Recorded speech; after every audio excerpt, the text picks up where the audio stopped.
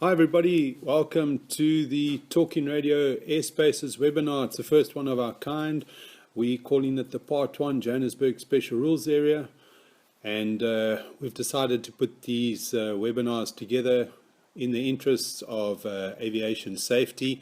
We've had a lot of clients asking us as well about airspace and the difference between controlled and uncontrolled. We decided to start with Johannesburg as being the focal point, because it's one of the more complicated areas when we talk about special rules area. So today's discussion is going to be about what is required of you, the pilot, when operating in such an airspace. And remember that this type of webinar is specific or includes pilots flying fixed wing, helicopter, paraglider, drones, gyrocopters, light sports aviation. So it's basically everybody that can fly should be listening to this type of webinar in the hope that they can learn a little bit more about the difference between controlled and uncontrolled airspace and what is required by them when operating within a special rules area. This is the first webinar of its kind that we're putting together, so I might make a few errors as I'm going along and in my discussion, so please bear with me. And I'm going to be using this PowerPoint presentation. You'll see the slide has just popped up now with the Johannesburg Special Rules area in its entirety. This particular document is available at any flight any pilot shop for free as part of your aviation catalog, which includes the VHF frequencies for various sectors and areas. Anyway, let's get started and let's discuss Johannesburg and their special rules area. So why is it called the special rules area would be your first question, because there are special rules that have been developed to facilitate aircraft operating within the parameters and boundaries of such an airspace. If you're looking on your chart or webinar in front of you, I'm just going to draw part of it just to illustrate what I'm referring to. It's this line that's going around over here and then meets back obviously back at this point. So everything that's operating within that area is operating in accordance with the Johannesburg special rules. There's defined frequencies which also are noticeable as you go around. I'll circle one of them, for example, Johannesburg Special Rules West 125.8. And these frequencies are associated to procedures that the pilot would need to comply with when operating within that parameter of airspace. So it's really good advice and suggestion for all of you out there to either get hold of one of these catalogs, or even better, to get a one in let's make it a 1 in 50,000 aeronautical chart, which would give this information in more detail, of course, but this will help you to also define key points that you need to be familiar with. As a visual flight rule VFR pilot, you know that you need to be aware of reference points, so ground navigational aids that are going to help you to facilitate your flight path, your intended flight path, and for planning purposes, what you intend to what's your objectives for that flight itself. So this special rules area, what we're going to do is we're going to discuss the vertical and the lateral limits of the airspace, and then I'm also just going to highlight some key points for you to take note of with regards to controlled airspace, and then procedures to apply when operating in special rules. And then we're briefly going to discuss each sector on its own, in other words, the west, the south, and the east sector. And there'll be my contact details will appear on the last slide. So this is a pre-recorded webinar that we've put together. I can't interact with you on this particular one, but as we grow with webinar experience, we'll become more interactive and facilitate questions that you have from the start. So let's kick off with the discussion on the special rules airspace, and that's also important for this webinar, as we're going to focus specifically on special rules not on definitions and terms with regards to some of the areas I'm going to highlight. Those will come at a later point, in terms of the webinar series. And then, of course, you are welcome to contact me with any further questions. So when we're discussing the vertical limits of the Joburg Special Rules area, key factor to take note of here is that the Special Rules area vertical limit is 7,500 feet. That means that any aircraft operating in this area of the Special Rules can only fly up to a maximum height of 7,500 feet vertically in order to remain within the limits of the Johannesburg Special Rules area. If you consider that your elevation in this area is approximately 5,500 feet, that means that you are limited to a vertical height of 2,000 feet above ground level within that area. So what we need to look at now, we've discussed the vertical limits. Now let's look at the lateral limits of the Special Rules area.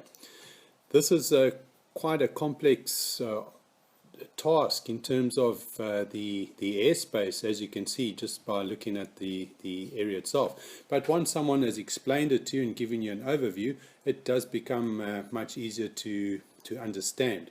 So I'm going to do that once again just by illustrating with some color on the areas of interest. Let's maybe just use Lanseria here as a kickoff point. You see these dotted lines going around here in a race course pattern. That refers to the Lanseria CTR. And then again, if we just look at Johannesburg or Tambo International, these dotted lines coming along here and then spreading from a dotted going into a solid line. Okay, this is referring again to controlled airspace within the sector. Here is the dotted lines highlighting Rand Airport, for example. This is the area that you would need as the pilot to avoid in total if you're not intending to fly in that airspace. So of course, if you do intend to fly into an airspace like Rand Airport, you would want to identify with the procedures and frequencies and limitations of that airspace or airfield itself. This webinar, however, is focusing on the Special Rules area. So we need to therefore identify some key elements with regards to this lateral limits. And the first thing to take into account would then be the altitudes that are expected of you when flying within certain parts of the Special Rules. So that in order to explain that, we need to, ideally you need to just maybe have a pen and paper and take these magnetic headings down. Think about a magnetic compass pointing towards north, and let's split this compass up into two equal parts. We're going to start with the magnetic heading of 090 degrees.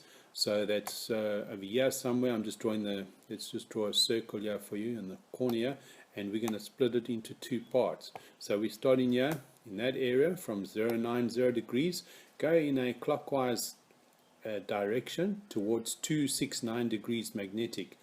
That's, in other words, that's pointing towards south, southwest, southeast, more or less. Then you would fly at a height of 7,000 feet on any one of those particular headings. Whereas if you went from a magnetic heading of 270 degrees in a clockwise direction to 089 degrees magnetic, you would then be flying at a height of be required to fly at a height of 7,500 feet. Now you can see automatically there's a 500-foot separation between traffic routing north and south within the Special Rules area, but there are certain aircraft that don't intend to fly at those heights or cannot get to those heights. Let's use maybe a powered paraglider as an example in this illustration. So they want to fly at a lower altitude, but they still want to operate within the Special Rules area. So the third rule within the Special Rules area is that any aircraft fly at 6,500 feet and or below. In other words, just above 1,000, between ground level and 1,000-foot AGL, then you just fly at 6,500 feet in either direction. That obviously is a little bit of a dangerous situation, as you could imagine, because that means traffic routing in a northerly and a southerly direction can both maintain 6,500 feet. This means that in order for you to operate within the special rules area, you don't need to only just be familiar with the airspace, you also need to be familiar with the frequency, as per here, there's 125.8 again as the example, and then what is required of you as the pilot with regards to that frequency. This is very different to flying in controlled airspace. Again, I'm highlighting Lancera CT over here as a reference, because inside controlled airspace, ATC is going to give you the instructions and tell you what's required. In uncontrolled airspace, especially, for example, a special rules area, it is up to you to identify with others what you intend to do. And we need to discuss this procedure, which we're going to do a blind broadcast. We will practice that just now when I discuss the areas in detail. So when you're looking at this airspace, you're also going to notice that besides the vertical and lateral limits, there is areas marked. For example, over here you can see this color coding is not 100% correct, as you'd see on the aeronautical chart, but this area refers to a blue route, and we need to be aware of what are the procedures, what's required when operating on that blue route.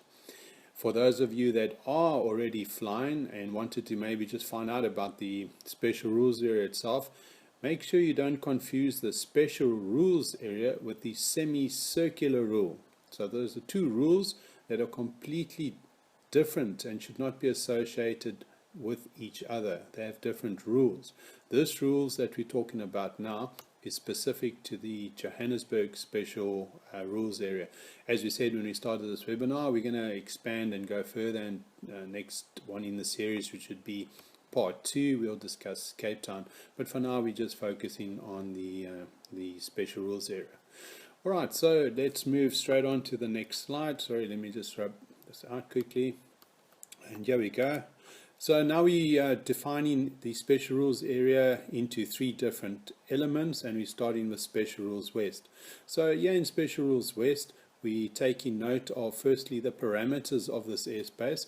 As a VFR, visual flight rule pilot, you need to be familiar with key reference points, so ground aids, reference points that will be known to other people. I've drawn a line around here around Roslyn, the Roslyn power station. So that is a key reference point which would identify the start of the special rules area. And what you need to do when you're looking at special rules is see here. Remember we talked about earlier, we talked about the circle as such going around the airspace to define the special rules. You need to look at areas inside of that, and you need to say, okay, I need to stay outside those areas. For example, if I'm going to operate over here, I need to operate, let me just draw a cross. So if I'm going to operate over there, I need to be within that line over there and away from that line over there in order to maintain my flight in uncontrolled airspace. Okay. We are going to make a blind broadcast now, and we're going to use frequency 125.8 for this purpose. So this idea is to give you, or this illustration is to give you an idea of what would be required from you when making such a broadcast.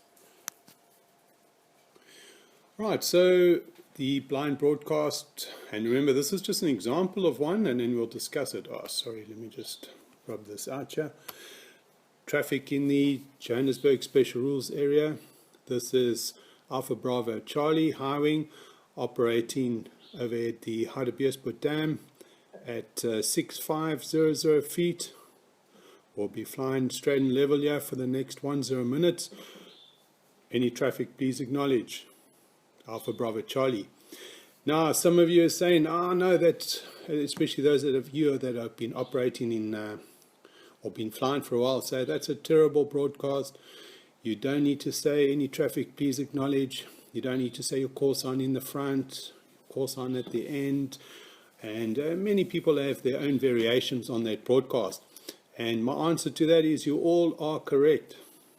There is nobody that's incorrect when it comes to a blind broadcast, or correction, a broadcast in uncontrolled airspace. Just to clarify, a broadcast in uncontrolled airspace is if your radio is serviceable, and a blind broadcast is if you suspect that your radio is unserviceable, or if you know that you have a radio failure that's currently in place. Alright, so What you need to do when you're going to make this broadcast within a special rules area, and this also goes in for uncontrolled airspace, is ask yourself the following questions. Who are you? What are you? Where are you? What do you intend doing? And if possible, to add to that, how long do you intend operating in that area or conducting that exercise for? ICAO, the International Civil Aviation Organization, does not specify exactly what procedure to follow when making broadcasts in uncontrolled airspace. I have studied this at length to try and find out some guidance, and having been in this field now, giving radio lectures and training for, this is going into my 26th year, I have got some idea as to how this should be done. But as I said in the beginning, you guys are all correct. My procedure is not the actual and only procedure. What's very important is that you are talking and that you're telling everybody what you're doing. You're not assuming, and you're not just letting everybody else talk while you keep quiet, and hopefully they don't hear you, and you might feel embarrassed about your broadcast and so on. You need to rather focus on making the broadcast and keeping your skies and yourself safe when in operation. All right, so that was just giving you an overview or kind of a broadcast. Once again, this webinar is not about broadcasts. This is about the Special Rules area. So let's go into the next area of the Special Rules West here, and I'm just going to draw the line here. You can see I'm right over it, in fact. That's called the Kailami VFR Blue Route. You wonder why it's not painted in blue on here, being a VFR Blue Route, but have a look at your aeronautical chart, the one in 50,000, and you'll see a clearer definition than this, which has only been used for illustration purposes. Take note that if you are flying along this blue route, it's taking you clear of two defined controlled airspaces. One is called the Lanceria CTR, and one is called the Grand Central ATZ. In this case, there are various classes of airspace, but that's not for this webinar. We just need to be aware that we are operating between two sectors of controlled airspace. In other words, there's an air traffic controller communicating from that control tower, and we are not communicating with them by following this blue route and maintaining those heights, the restrictions that we referred to earlier with regards to the special rules. So if we could just recap, if you're routing in a northerly direction, remember you'd be routing at 7,500 feet. And then, of course, in a southerly direction, you'd be routing at 7,000 feet or 6,500 feet and below in either direction if you're not going to maintain either one of those two altitudes. So this blue route, any blue route that you see in a special rules area, is always going to be designed to take you clear of controlled airspace, which is very important. We referred earlier in this slide to Roslyn over there. So if we come down here towards the south, and I'm not going to be exactly on it here, but it's here somewhere to the south here, you're going to find Gold Reef City. Those are two key reference points to identify with when operating in the Johannesburg Special Rules Area West. Now, just coming back to the broadcast as well, when you're making the broadcast, you might refer back to my broadcast just now. I just said Joburg Special Rules West. So for those of you that want to improve on those broadcasts, remember that if you speak to Johannesburg Special Rules West, as I'm clearly identifying here between Roslyn and Gold Reef City as an illustration, you're speaking to everybody within that sector of the Special Rules area. So you might want to change your broadcast to say traffic in the Johannesburg Special Rules West operating in the, or not operating, I know some of the instructors don't like you using the word operating, so we could change it to flying in the Sandton area. So all of a sudden your broadcast highlights just traffic here in this area on the 125.8. Okay, so I'm just giving you some tips again and ideas about how to broadcast, but I'm I get sidetracked with the subject that I enjoy, so let me get back on track here again and talk about special rules area, which is what you need to know and what you've come to find out. Now have a look over here. Sorry, let me just rub everything off here to make it clear for you. Have a look at this section on the airspace here on the Special Rules West. You can see this area that's digging into the special rules area itself. It's called the FAD 129. On your chart you won't see the D clearly. This illustrates danger airspace, and if you had to look in the AIP, which stands for Aerodrome or Aeronautical Information Publication, and under ENR, En route navigation regulations number 5.5, so 5.5, you are going to come across an area which is called navigational warnings, and it will tell you that this area is called a GF area, a danger, so FAD, danger area, general flying area. This means that aircraft operating within this sector of airspace will be on a different frequency to the frequency you're on, which is 125.8. So you would need to do some groundwork and planning and prep.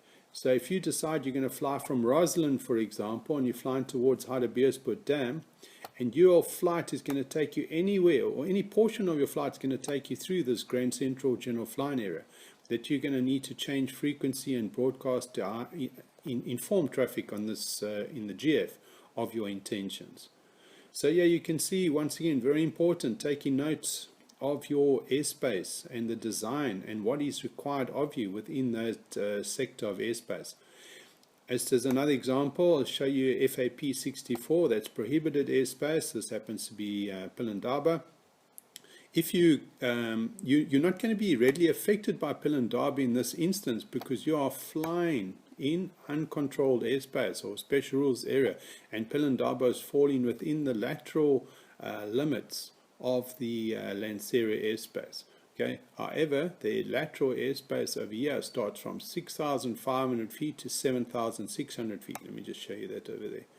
Okay, so that's their TMA. In other words, if you are flying 6,500 feet, between 6,500 and 7,500 feet in this area, just to the north of that, let me just rub this out for you quickly and show you. So if you're operating in this area over here, at 6,500 feet to 7,500 feet, you are clear of the airspace, the Lanseria TMA, not a problem. If you're coming into their airspace, then you're going to be affected by that. But the difference between that airspace and what you are doing over here in this uncontrolled sector is here air traffic control is going to manage your flight, okay, between the two sectors of airspace. So in other words, when you're operating in special rules area, you are in control of your flight. You need to make sure you are using the correct frequency to advise traffic of your intentions, and that you are broadcasting regular transmissions. There is no rule as to how often you should broadcast. Is it every 3 minutes, 5 minutes, 10 minutes? There is no rule with regards to that. The idea behind broadcasting on the special rules is to make sure that you're informing traffic of your intentions at all times. And whenever you think that you need to make a broadcast, you go ahead. It just depends, of course, how busy that frequency is at the time. This sector of airspace, Special Rules West, particularly here in the Hardebeespoort Dam area, just draw a line over here. In fact, I'll just make a circle over here with a line through it. This sector of airspace is very busy. Over the weekends, you're going to find many different aircraft types flying here, including hot air balloons. And you definitely need to be familiar with airspace and frequency and procedures when operating there. Give each other a chance when you're operating on a frequency to transmit, but at the same time, make sure you go on frequency, say what you need to, and come off frequency as well. Do not use it for a chit-chat, for a social communication. For those of you who are not familiar with it, if you wish to communicate on the social frequency, that frequency is 123.45 megahertz. Okay, so that's just for information. Where you see these solid lines anywhere along here, for example, this is taking you past Swartkorps Air Force Base, and then it's going through towards Wonderboom. So it's clearly defined on this side by all these controlled sectors of airspace over here. But you still need to do your homework and groundwork before flying in there. One last thing about this area as well, you've got a couple of uncontrolled airfields here in the Special Rules West that I have provided radio lectures to in the past couple of years. So I'll just refer to one of them, and that area is called Grasslands. I'm drawing the circle over here now with a line through it. It's it's more or less over there. That's near the Attridgeville Ridge. And what you need to be aware of as the user is that grasslands as an uncontrolled airfield is not clearly marked on any chart because it's not a registered airfield. That means as the user of the aeronautical chart or the special rules chart, just take into account that there are unmanned airfields within the special rules area that are also conducting training. They might be conducting training on their own frequency and listening out and broadcasting on the dedicated special rules frequency, but it's up to you to also take note of and be familiar with your surroundings. So ask questions. Do not be afraid to ask air traffic control, ask your flying instructor, ask those that have been flying for quite a while, is there anything that you need to take note of when going on a particular flight? Using the landmarks in this example, there's other things for you to look out for. For example, the Hyundai balloon, which is flying at the Radisson Hotel in Santon, and maybe there's a little bit further on, you'll see the other balloon, which is flying there at the Monte Casino. Those are good reference points as well in terms of guidelines for your Kalami VFR Special Blue route. Alright, so let me just rub this out. Remember, if you have any questions, please come back to me. I'll give you my details at the end of this presentation. Briefly, we're just going to talk about Joburg Special Rules South. So Special Rules South is always, or people like to remark and say that it reminds them of a slice of cake. You can see the airspace defined over there as such. And within the Special Rules area, you have, once again, danger areas, FAD. Let me just draw a circle around it for you. This airspace you'd need to be, remain clear of. Over here you've got the FAD 183. This is a general flying area, which is marked as such coming around here. And these areas, the general flying areas, have got their own designated frequencies. This airspace over here is quite interesting because this is the Johannesburg general flying area, which I'm drawing in part of it right now. That's the FAD 182. So you've got 1, 2, 3 general flying areas within the Joburg Special Rules South, and then also down here towards the southwest area you've got the prohibited airspace, FAP 67. This is a lot of information that you need to be familiar with if you're planning to operate in the south. So although there's not much controlled airspace down this side, there's many uncontrolled airspaces and procedures that you need to be familiar with.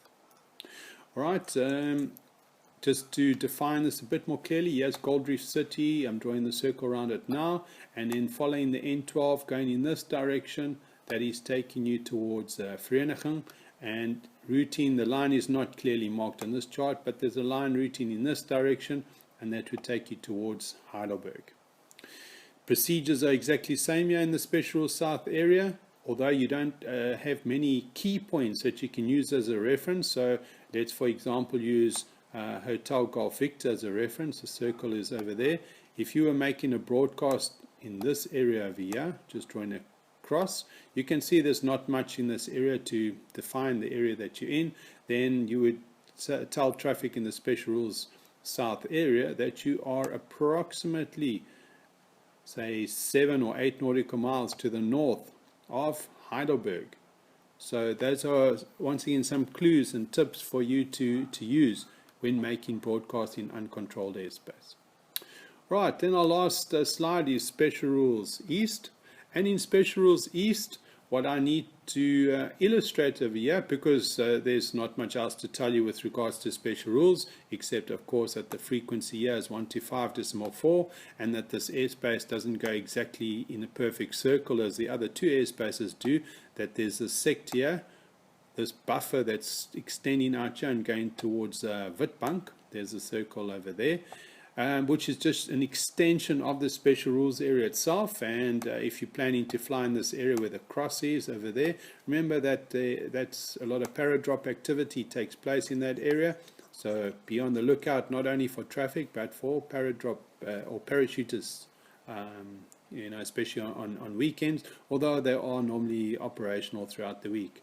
What I wanted to make you familiar with here, though, is let me just rub this out, is I wanted to highlight this point here. sorry, let me rub it out again. I'm still getting used to this working tool. This line's coming down like this and then extending out there, and part of that section over there, and then it's meeting up with the Johannesburg CTR coming back up here.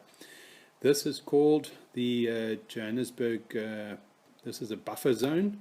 So what is important for you to note, that although you're flying in the Johannesburg Special Rules area, this sector of airspace is being manned by Johannesburg ATC, this buffer zone.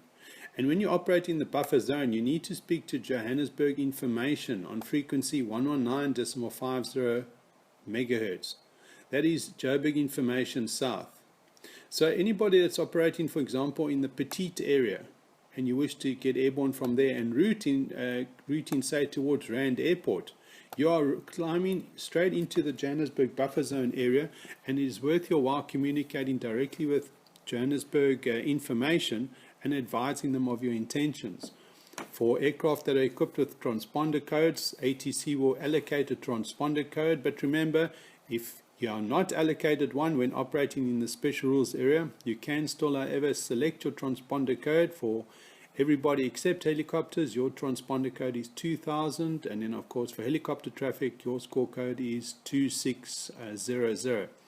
And another tip for you, something to think about, is if you're getting airborne, for example, out of the Brakpan area. Let me just show you that quickly. Just take this out here. So if you're getting airborne from the Brakpan area, you're obviously flying straight into Joburg information airspace before you go into the Joburg Special Rules airspace.